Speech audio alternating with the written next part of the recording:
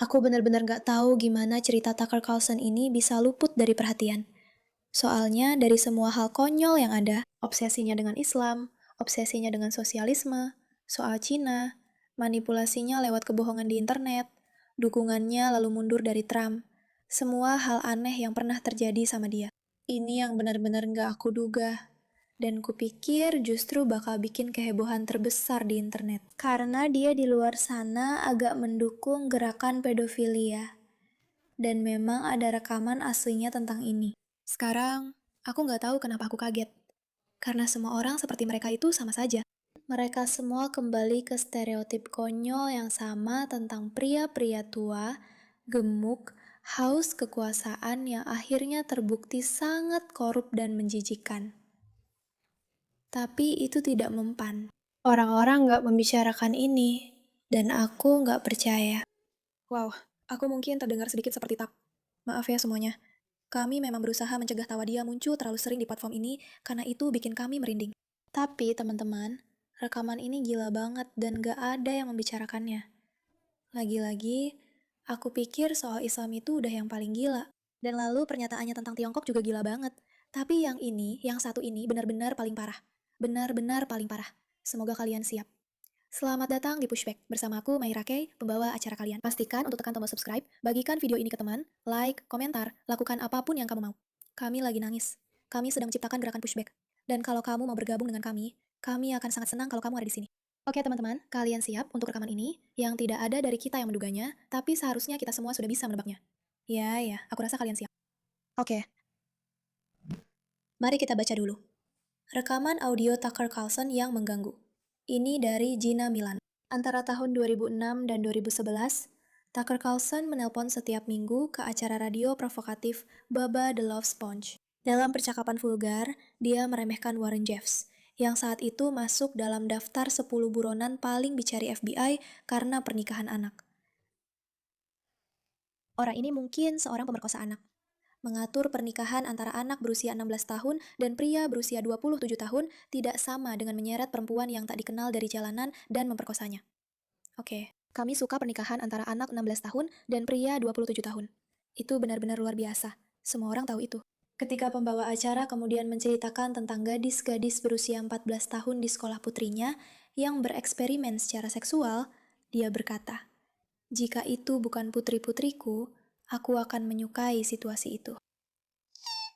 Omong-omong, dia bercanda bahwa Bill Clinton seharusnya menikah poligami dengan sekelompok remaja. Oke, semakin lama semakin menyeramkan. Sepanjang rekaman audio itu, ketiganya berulang kali menyebut perempuan sebagai pelacur dan menggunakan kata-kata kasar lainnya. Aku benar-benar merasa ngeri sekarang. Aku tidak tahu harus berkata apa. Ya, memang agak begitu. Ingat, Tucker Carlson. Kristen, taat, pecinta Tuhan. Dan tentu saja, juga suka hal-hal seksual yang aneh dan tidak pantas. Mari kita dengarkan sendiri.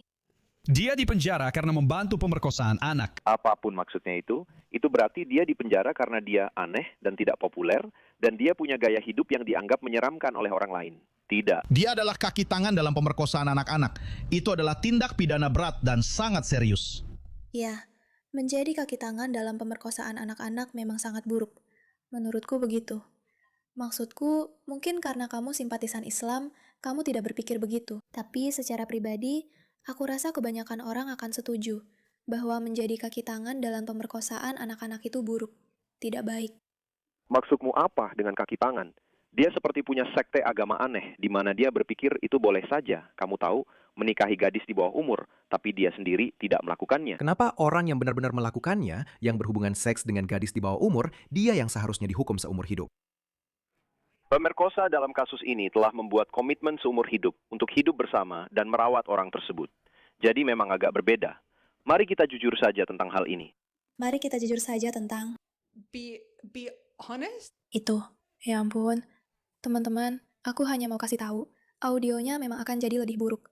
Ya, memang akan jadi lebih buruk. Tapi sebelumnya, ada pesan singkat dari sponsor kita.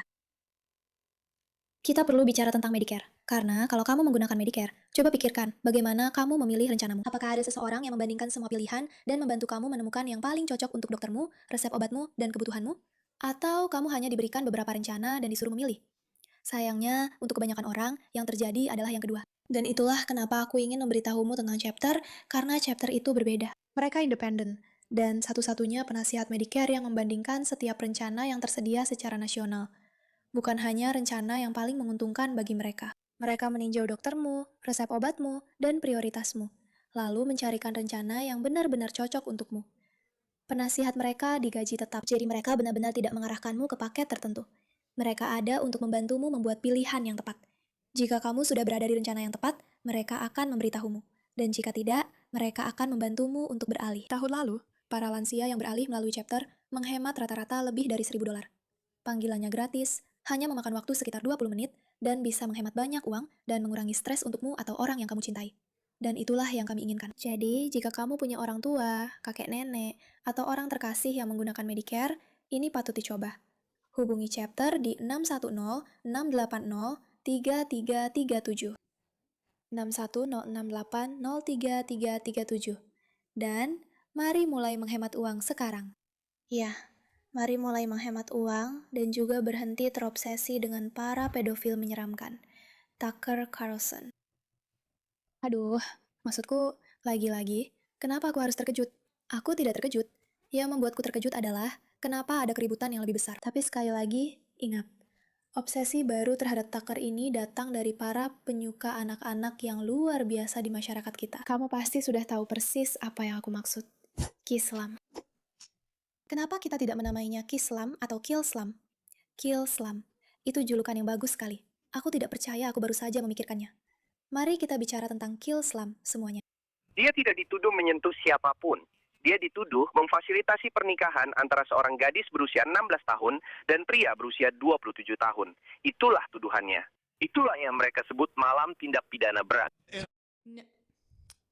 Teman-teman, seorang pria yang lebih tua yang memfasilitasi, yaitu memaksa pernikahan ilegal adalah penyalahgunaan kekuasaan yang sangat parah. Sejujurnya, menurut saya itu lebih buruk daripada pria yang lebih tua yang menikahi gadis yang lebih muda. Saya pikir siapapun, baik pria maupun wanita, yang membiarkan terjadinya pelacuran, perdagangan orang untuk tujuan seksual, atau pernikahan antara anak di bawah umur dengan orang dewasa. Menurut saya, itu jutaan kali lebih buruk daripada tindakan nyata seseorang yang berusia 27 tahun menikahi anak berusia 16 tahun. Karena mereka memungkinkan hal itu terjadi di masyarakat mereka. Mereka mendorong para gadis, dan mereka menggunakan kekuasaan mereka untuk tidak membiarkan orang keluar dari situasi tersebut.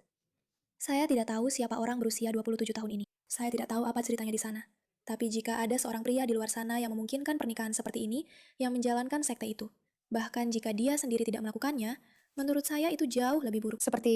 Maksud saya bukan jauh lebih buruk. Saya agak berlebihan. Tapi mari kita mundur sejenak dari pembahasan ini. Mari kita bahas ini ya.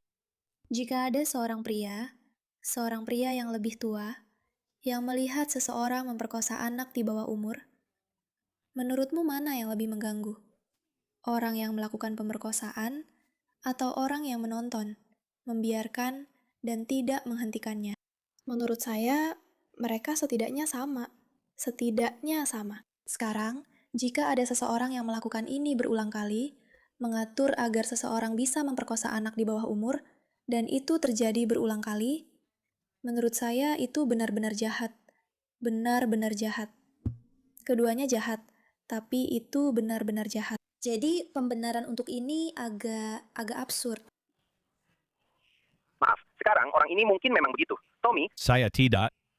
Saya hanya memberitahumu, mengatur pernikahan antara anak berusia 16 tahun dan orang berusia 27 tahun itu tidak sama dibanding menyeret orang asing dari jalan lalu memperkosanya. Itu omong kosong. tapi kau tahu, dari pengalaman singkat saya, yang membuat perempuan bergairah itu adalah berdebat dengan mereka. Serius? Iya, Brand, aku nggak pernah pakai itu. itu benar. Kamu debat politik sama perempuan dan langsung aja. Tahu kan, benar-benar terbuka. Apalagi soal feminisme. Kalau kamu bicara sama seorang feminis dan dia bilang, ya kamu tahu laki-laki harus lebih sensitif dan semacamnya. Enggak, sebenarnya laki-laki gak perlu jadi lebih sensitif. Kamu cuma perlu diam dan melakukan apa yang diperintahkan. Dan santai sedikit, mereka suka itu. Lexus Stewart, kami sering ketemu dia. Dia sepertinya menyebalkan. Iya, benar. Mereka sangat kampungan. Dia terlihat sangat berlebihan. Aku suka mendengar kata itu keluar dari mulutmu. Oh ya, aku dilewati olehnya. Dia terlihat apa? Sekarang, lanjutkan. Dia memang terlihat agak kampungan. Saat kamu mengatakannya, aku hanya setuju denganmu. Aku tidak bisa. Ada sesuatu yang sangat merendahkan tentang pria yang menganggap diri mereka, kamu tahu, makhluk bermoral. Pria yang menganggap diri mereka bagian dari agama, berbicara seperti ini tentang perempuan. Sangat jelas bagiku bahwa tugas seorang pria adalah melindungi dan membela wanita, bukan merendahkan dan mengejek mereka. Dan ketika mereka mengatakan hal-hal seperti ini, seluruh diriku merasa hancur saat mereka berkata seperti, ya, mereka memang suka kalau kita melawan mereka. Aku tidak menggunakan kata itu. Aku untuk Tucker Carlson Tonight di MSMA mengatakan seorang gadis yang menemukan konten seperti itu. Maksudku, aku mendengarnya. Maksudku, sekarang aku penggemar brand, jadi oke, aku nyatakan biasku di sini secara terbuka. Tapi aku mendengarnya bersama dia, dan aku hanya ingin memberinya tamparan di bokong, seperti yang dia katakan. Sebenarnya aku ingin saat dia sedang berbaring di sana. Aku hanya ingin memberinya tamparan di bokong yang sangat dia butuhkan. Kutip. Aku hanya ingin memberinya hukuman yang sangat dia butuhkan. Apakah Tucker Carlson sudah menikah saat itu? Mari kita cari tahu. Pernikahan Tucker Carlson. Mari kita lihat. Oke. Kapan dia menikah? Oke, dia sudah menikah dengan Susan Andrews sejak tahun 1991. Mereka memiliki 4 anak bersama. Pernikahan jangka panjang lebih dari 30 tahun. Oke. Pria ini sudah menikah. Dia sudah menikah.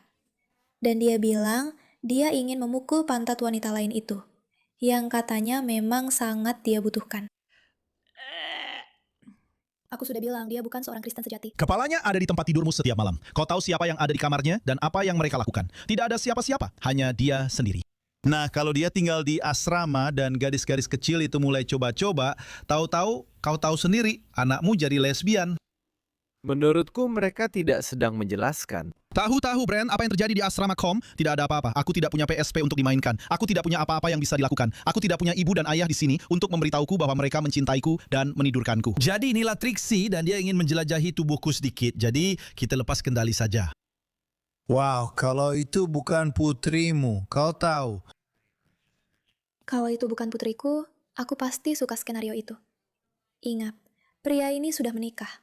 Yang satu putriku, aku pasti suka skenario itu. Menurutku, itu cukup tidak mungkin. Shona itu pun berapa umur putrimu? 14.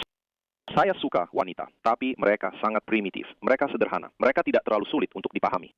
Menempatkan Paris dan Britney dalam iklan bersama Obama adalah contoh klasik percampuran ras ala sekolah lama. Seperti di Selatan dulu, Uncle Tom. Ini gaya Selatan lama. Dua gadis kulit putih muda ini akan berkencan dengan seorang pria kulit hitam. Kamu bilang dia datang untuk putri kulit putihmu yang murni. Dengan menempatkan dua. Dari pelacur kulit putih terbesar di Amerika. Kau ingin meniduri Sarah Palin. Ya, memang begitu. Memang begitu. Aku setuju dengan itu. Aku merasa kasihan pada wanita yang tidak menarik. Itu bukan salah mereka, kau tahu? Apa yang lebih baik dari hoki, ganja, dan pelacur? Maksudku, tapi kau tahu, pertama-tama, tidak ada wanita Kanada yang ingin kau bayar untuk tidur bersamanya. Siapapun yang menjawab, istri trofi saya adalah harta kesayangan saya, adalah. Pahlawanku. Ya ampun. Lagi-lagi, aku nggak tahu kenapa kita harus terkejut. Nggak ada yang perlu membuat kita terkejut. Para pria media kulit putih tua ini, nggak ada yang mengejutkan di situ. Tapi sekali lagi, kenapa hal ini nggak banyak dibicarakan? Kenapa? Kenapa orang-orang nggak seperti pria menjijikkan dan keji yang mengatakan hal-hal menjijikkan dan keji? Menurutku, seorang pria yang nggak bisa menghormati istrinya, sampai-sampai mengatakan hal seperti itu di depan umum, adalah pria yang nggak bisa kamu percaya. Mungkin itu berlebihan. Mungkin itu standar yang terlalu tinggi. Tapi menurutku, salah satu cara tercepat untuk tahu apakah kamu bisa mempercayai seseorang adalah dengan melihat bagaimana mereka berbicara tentang pasangan hidup yang mereka pilih.